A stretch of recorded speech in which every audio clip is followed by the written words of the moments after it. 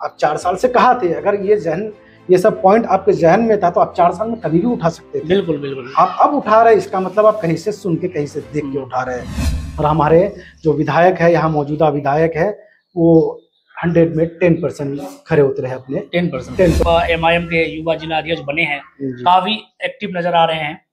तो क्या लग रहा है, इससे क्या तैयारी चल रही है विधानसभा इलेक्शन को लेकर? क्या मतलब, जैसे कि सवाल उठता है, बहुत सारे दर्शक पूछते भी हैं, और खास करके युवा का तो डिमांड है कि आप ऐसे युवा को मौका मिलना चाहिए। तो क्या तैयारी है सर, आप बताइए इस बारे में। देखिए, हम इलेक्शन का तैयारी कर रहे हैं और MIM पार्टी से कर रहे हैं, और इंशाल्लाह मुझे उम्मीद है कि MIM पार्टी से मुझे ही टिकट मिलेगा। क्योंकि पार्टी, जब से मैं पार्टी से तो 2015 से जुड़ा हुआ हूँ, लेकिन पिछले 1 साल से जो मेहनत कर रहा हूँ, क्योंकि देखिए मेहनत इंसान तब करता है जब एक जिम्मेदारी मिलती है। बिल्कुल बिल्कुल। तो जब से मुझे ये युवा जिला अध्यक्ष का एक जिम्मेदारी मिला है, तब से मैं बहुत मेहनत कर रहा हूँ। ऐसा नहीं है कि सिर्फ मैं ये पब्लिक के पास जा रहा हूँ तो ये कह रहा हूँ कि मैं इलेक्शन में आ रहा हूँ, मैं तसरुद्दीन साहब का बेटा हूँ, मुझे वोट कीजिए। नहीं, मैं 7-8 महीने से लगभग बहुत एक्टिवली सारे मसलों को उठा रहा हूँ, जहाँ भी उठाना चाहिए।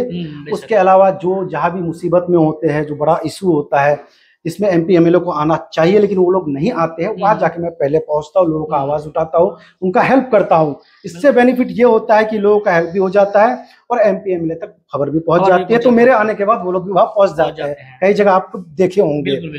तो सारा चीज़ है। और रही बात, देखिए आज़ादी के बाद से आपको पता होगा यहाँ का इतिहास है, खास करके हमारे इलाके का, कि अब तक यहाँ किसी नौजवान को बड़ी पार्टी से टिकट नहीं मिला है। सारे पार्टी ये दावा जरूर करते हैं कि हम नौजवानों को लेकर चलते हैं, देश में 70% आबादी नौजवानों का है, हम नौजवानों को टिकट देंगे, लेकिन नौजवानों को टिकट कोई नहीं देता है। लेकिन MIM पार्टी से इस बार पूरा उम्मीद है, और MIM पार्टी जो मैं मेहनत कर रहा हूँ और जो मेरा पॉलिटिकल बैकग्राउंड है, जो एजुकेशनल बैकग्राउंड है, वो देख के इंशाल्लाह मुझे टिकट देगा। क्योंकि मैं जहाँ भी जा रहा हूँ, लोगों का एक जज्बा मेरे साथ जुड़ रहा है। लोग मतलब अचंभित हो जा रहे हैं कि आप इतना एक्टिव थे, आप इतना नॉलेजेबल है, आप इतना लोगों का मदद करते हैं, इतने साल से आप कहाँ थे? तो लोगों को मैं समझाता हूँ कि मैं जुडिशरी का तैयारी कर रहा था, मैं किसी और चीज़ में था। अब आप लोगों का मसलों मसाइल को सॉल्व करने के लिए मैं खुद आ गया हूँ। और पहले मेरे पापा जिस तरह से मदद करते थे, वो अब भी मदद करेंगे। उसके साथ साथ मैं आप लोग के साथ एक युवा ताकत, युवा जोश बन के आप लोग का बात सड़क से लेकर सदन तक उठाने का काम करूंगा। और लोग जहाँ भी मुझे याद करते हैं, चाहे किशनगंज शहर में हो, गोरुखाल में हो, तैयबपुर में, जहाँ भी हो, मैं हर जगह पहुंचता ही हूँ। नहीं तो वो तो देखने को मिलता है सर, और लोग भी आपके बारे में बहुत कुछ बोलते हैं, सवाल भी करते हैं कि नहीं ऐसे युवा का जरूरत है। खास करके युवा, हमारे बड़े बुजुर्ग तो है ही, उसके साथ साथ जो युवा साथी हैं बहुत खुश है आपके आने के बाद।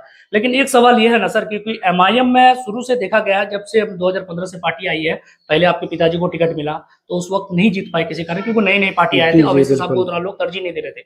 4 विधानसभा, लगभग 5 विधानसभा जीतने के बाद पार्टी छोड़ के चले गए। इससे ये मैसेज फैला गया कि पार्टी पे एक नेगेटिविटी मतलब छवि बन गई। अब इस पे किस तरह का आप लोग देख रहे हैं, क्योंकि जो आप लोग विधायक छोड़ के चले गए हैं और अभी आप लोग जिस तरह से मेहनत कर रहे हैं, क्या आप लोगों को लग रहा है कि यहाँ का अवाम आप लोगों का साथ देंगे? देखिए, विधायक जो 4 पार्टी छोड़ के गए हैं, वो विधायक का गलती है। पब्लिक किसी के नाम पे वोट नहीं किया था, पब्लिक MIM के नाम पे वोट किया था।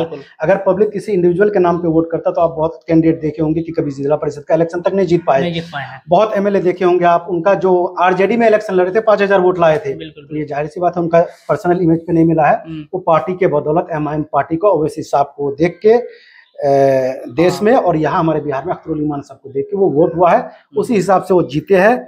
और वो अगर दगाबाजी की है, वो अगर चले गए हैं, तो इसमें ना ही पार्टी का गलती है, ना ही पब्लिक का गलती है वो MLA का जो पार्टी छोड़ के गए हैं। तो हमें उम्मीद है कि उन चारों जो भी पार्टी छोड़ के गए हैं, उन चारों को यहाँ की जनता सबक सिखाने का काम करेगी, क्योंकि वो हम लोग के साथ कम, जनता के साथ ज्यादा विश्वासघात किया है। क्योंकि जनता की उम्मीद के साथ MIM के विधायकों को जिताया था और वो लोग छोड़ के गए हैं, तो जनता के साथ ज्यादा धोखाबाजी किए हैं। और रही बात भरोसा का, तो आप देखे होंगे कि 2015 में जब हम लोग पहली बार लड़े थे और किशनगंज जिला से हम लोग 2 सीट में लड़े थे, एक कोचादामन से अख्तरुल ईमान साहब लड़े थे और हम किशनगंज से तसीरुद्दीन साहब लड़े थे। कोचादामन से उनको 32 हजार वोट आया था, किशनगंज से तसीरुद्दीन साहब को 16,500 वोट आया था। उसके बाद आपका लोकसभा का इलेक्शन हुआ 2019 का, उसमें 40,000 वोट आया हम लोग को। फिर बाई इलेक्शन हुआ, उसमें 70,000 वोट आया। फिर लोकसभा का इलेक्शन हुआ, उसमें 40,000 और 2020 के असेंबली इलेक्शन में 42,000। तो आप देखिए होंगे कि वोट में बढ़ोतरी हो रहा है, लोगों का भरोसा है तभी वोट बढ़ रहा है। 40,000 तो मिनिमम वोट MIM को यहाँ मिलता ही है, जीतने के लिए कम से कम 60-70 हजार वोट चाहिए। उसके अलावा खोचाधामन हम लोग फतह किए, अमौर फतह किए, बैसी फतह किए, बहादुरगंज फतह किए। तो लोग समझ रहे, लोग भरोसा कर रहे, तभी तो लोग जुड़ रहे हैं। और इस बार भी अख्तरुल ईमान साहब को 3,10,000 वोट मिला है। बिल्कुल, पिछले बार से ज्यादा मिला है। तो ऐसा नहीं है कि लोग भरोसा नहीं कर रहे हैं, लोग भरोसा कर रहे हैं। क्या आपको लग रहा है कि किशनगंज विधानसभा से आपको टिकट दिया जाएगा, फिर उस वक्त अगर टिकट ना दे तो आप उस वक्त आपका स्टैंड क्या होगा? देखिए, मतलब जैसे पब्लिक का सवाल है। मेरा हम लोग का क्लियर स्टैंड है कि हम लोग हमेशा से ही जो यहाँ 2015 में अख्तरुल ईमान साहब के साथ हम लोग भी जाके हैदराबाद से पार्टी यहाँ ले आए हैं, उनके साथ इलेक्शन लड़े हैं। बीच में नाराजगी हुई थी, लेकिन नाराजगी के 2 दिन बाद ही हम लोग MIM का साथ देके बाई इलेक्शन में जिताने का काम किए थे। तो इसमें कोई दो राय नहीं है। किसी भी परिवार में भी आप 2 भाइयों में, माँ बाप बेटा, भाई बहन में भी नाराजगी होती है, लड़ाई झगड़ा होता है, ये आम बात है, होते रहेगा, ये हर पार्टी में लगता है। आप देखे होंगे कि कांग्रेस पहले किस हाल में था पूरे देश में, उसका लगभग 70% MLA MP समझिए इनडायरेक्टली, वो अभी बीजेपी का MLA MP बन के है। तो ये तो चलते रहता है राजनीति में, कोई किसी एक दूसरे के साथ लड़ाई भी होती है, मिलता भी है, जुलता भी है। नीतीश कुमार कितना बार बीजेपी के साथ रहे हैं, RJD वाले, कांग्रेस वाले नीतीश कुमार को गाली देते हैं, कम्युनल है, मोदी का एजेंट है, ये है वो है।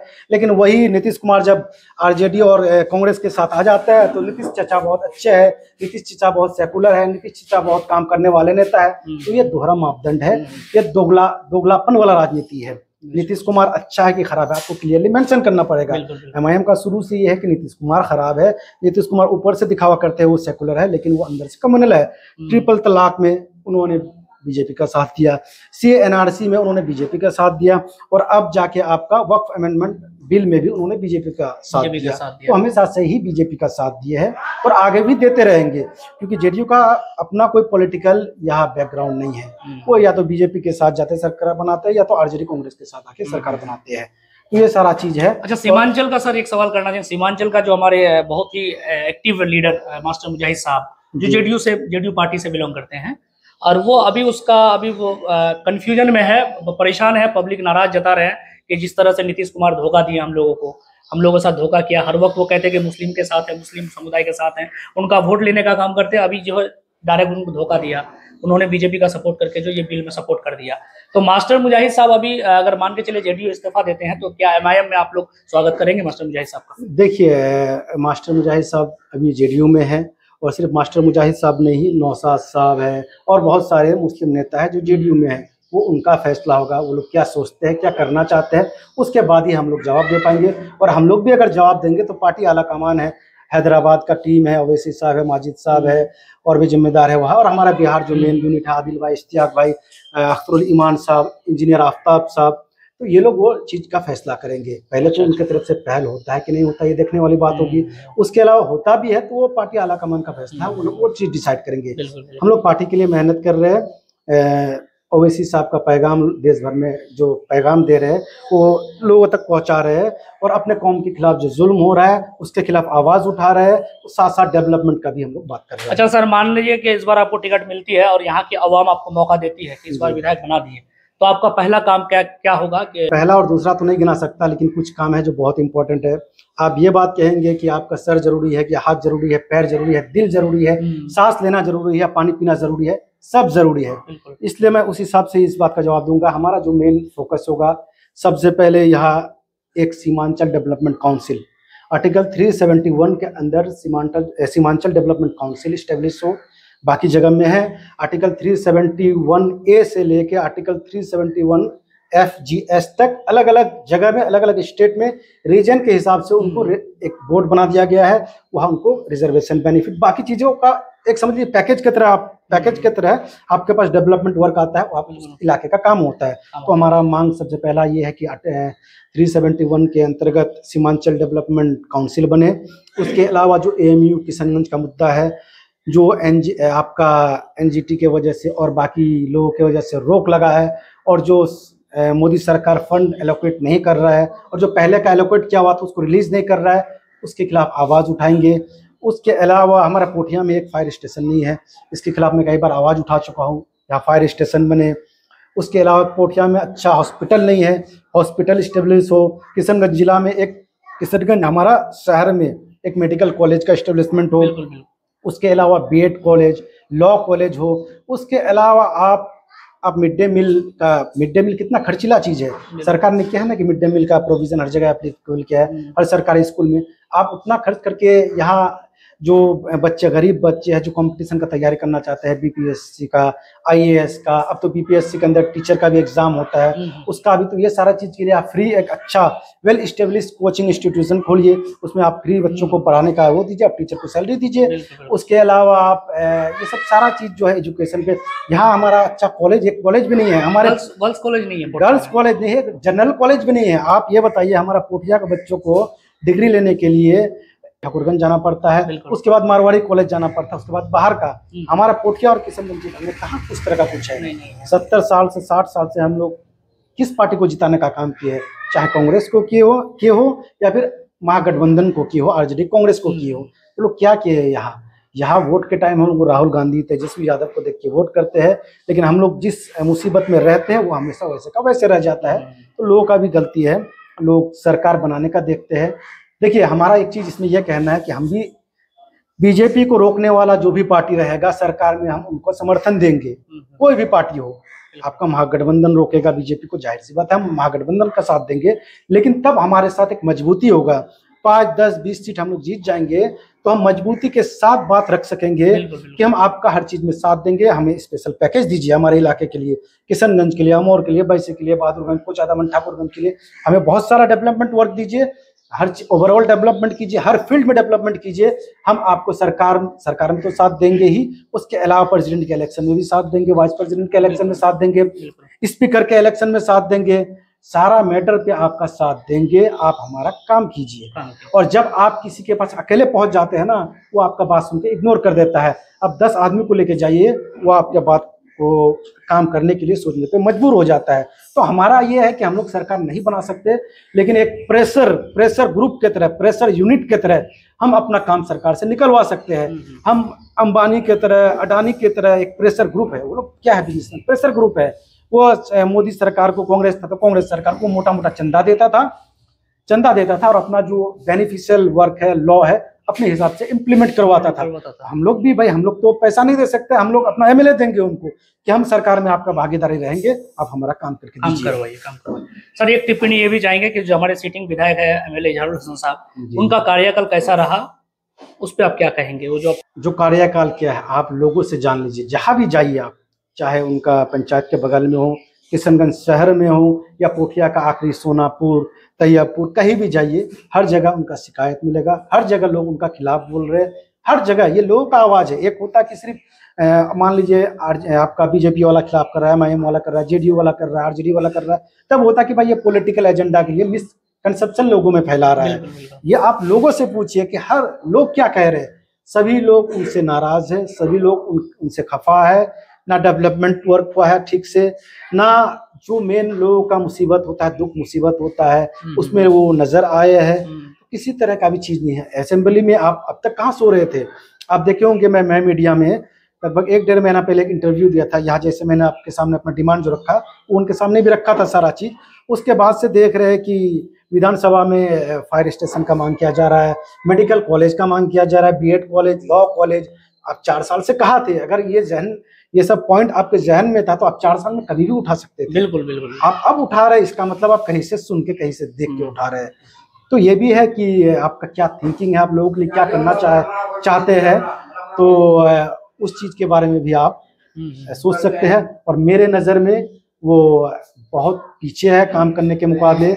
आप यहाँ देख लीजिए ना, कितने विधायक है हमारा अख्तर उल ईमान साहब, जो काम किए हैं, जो डेवलपमेंट किए हैं, वहाँ वो इतिहास बन चुका है। खाड़ी पुल, रसेली पुल, अभयपुर घाट, ये सब इतना, एक 35 करोड़, एक 30 करोड़, एक 200 करोड़ का पुल पास करवाए हैं अख्तर उल ईमान साहब। तो ये तो ऐसा कभी नहीं हुआ था, एक एमएलए होकर इस तरह का काम करना ऐसा कभी नहीं हुआ था। डेवलपमेंट में अख्तर उल ईमान साहब बहुत ज़्यादा आगे बढ़ चुके हैं। उसके अलावा अख्तर उल ईमान साहब जो हर मुद्दा होता है मुसलमानों पे, क्योंकि जुल्म होता है तो जाहिर सी बात है मुसलमानों का मुद्दा ज़्यादा दिखेंगे आपको। उसके अलावा दलित का मुद्दा हो, कोई भी मुद्दा हो, टीचर्स का मुद्दा हो, उर्दू गेस्ट टीचर्स का मुद्दा हो, जिसको जनरल सामान्य वर्ग में लिया जा रहा था, वो मुद्दा भी उठाया गया है कि उर्दू टीचर है, आप उर्दू में लीजिए, सामान्य में क्यों ले रहे हैं आप? तो सारा मुद्दा, हर डिपार्टमेंट का, हर इसका मुद्दा अख्तर साहब उठाए हैं। और हमारे जो विधायक है, यहाँ मौजूदा विधायक है, वो 100 में 10% खरे उतरे हैं अपने 10%। अब क्या पैगाम देंगे हमारे किशनगंज विधानसभा के लोगों से? देखिए, मैं किशनगंज विधानसभा के लोगों से गुजारिश करता हूं कि आप लोग मेरा साथ दीजिए।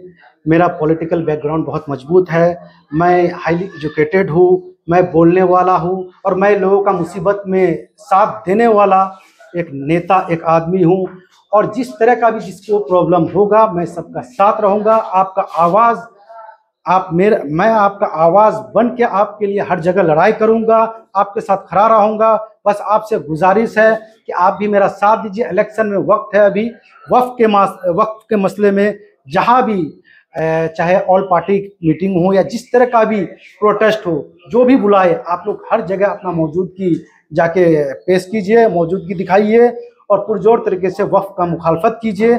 इस कानून को वापस लेने पे सरकार को मजबूर करे। कानून वापस लिया जाता है, किसान कानून वापस लिया गया है। वो लोग लगभग 1 साल से 1.5 साल तक एक जगह में पर्टिकुलर धरना दिए, बहुत लोग उसमें शहीद हुए, तब जाके कानून वापस हुआ है। उसी तरह हमारा CAA NRC भी अभी तक इम्प्लीमेंट हुआ नहीं है, वो भी अब तक रोक दिया गया है, क्योंकि हम लोग मजबूती के साथ हर जगह खड़े थे। तो मैं लोगों से गुजारिश करता हूँ कि आप लोग किसी भी मिसकंसेप्शन में ना रहिए।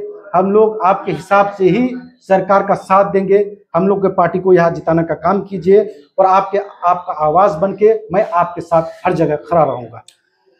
बहुत बहुत धन्यवाद सर, आपका इतना इंपॉर्टेंट टाइम देने के लिए। दोस्तों, ओवरऑल जितने भी हम लोगों ने बातचीत की, अगर आप लोगों से मैं राय जानना जरूर चाहूँगा कि आने वाला विधानसभा में हमारे एडवोकेट शम्स अगाज अगर आपको टिकट मिलता है तो आप लोगों का क्या कमेंट रहेगा, कमेंट बॉक्स में जरूर बताइएगा।